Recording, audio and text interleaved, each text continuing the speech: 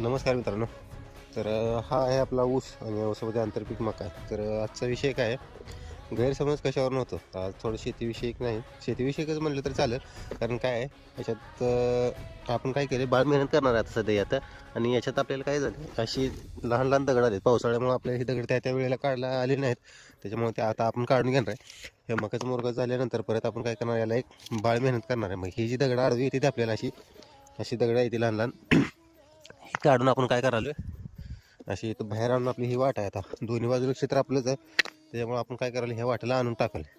परंतु आजच्या व्हिडिओच्या पाठीमागचा उद्देश काय आहे, जर असं क्षेत्र असेल दोन्ही बाजूला, दोन भावांचं असेल किंवा काका पुतण्याचं असेल किंवा सामायिकमध्ये जर वाट सोडलेली असेल, तर काय होते, आता हा मी सहज काय करायला माझ्या उद्देशाने, म्हणजे आपल्याला ही दगड आडवी येते ते म्हणून मी काय करायला, ही दगड अशी काढू गोळा करून वाटायला नेऊन टाकायला लागले.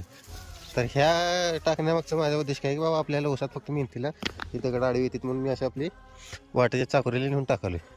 परंतु दोन भावांमध्ये भांडण व्हायला कारण काय लागते, जर मी अशी नेऊन टाकली तिथे सध्या दगड, तर त्याला काय वाटत असते परत दुसऱ्या भावाला, की बाबा ह्यानं मुद्दाम केलं. मग तो कुणापाशी तर काय तर म्हणणार किंवा कुणाला तर आणून दाखवणार की बाबा हे बघ कसं केलं यानं.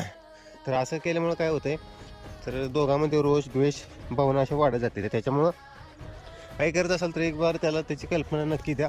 त्याच्यामुळे काय होतं, दोघांमध्ये जे गैरसमज आहेत तर ते गैरसमज होणार नाही. मग तो तुमचा मोठा भाऊ असू द्या, लहान भाऊ असू द्या, काका असू द्या किंवा तुमचा पुतण्या असू द्या किंवा शेजारी, म्हणजे दोघांमध्ये सामायिक जर सोडलं असेल तरी त्याच्या असू द्या, एक कल्पना देऊन ठेवा. त्याच्यामुळं काही अडचण नाही, प्रेमाने सगळे प्रश्न सुटत असतात.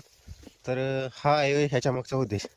कारण की आजकाल सगळ्यात मोठा प्रश्न हाच आहे, बांधावरून पाडणं, शेतावरून पाडणं. आणि सगळ्या कोर्ट कचेऱ्यात तुम्हाला हाच मुद्दा ऐकायला भेटतो की बाबा, शेतावरून सगळ्याची बांधावरून राडी झाली, पिढ्यान पिढ्या गेल्या, द्वेष मत्सर सगळ्यामध्ये आला. तर किरकोळ कारण असते ती. आता ही आता आपलं आहे म्हणून चालतंय, तू कुठं बी टाक, वाटायला टाक, वाटे बाहेर टाक, बांधावर टाक, त्याचा काही विषय येत नाही. परंतु हे जर दुसरं कोण असेल, तुम्ही वेगवेगळं राहत असाल, तर हा प्रॉब्लेम नक्की येतो.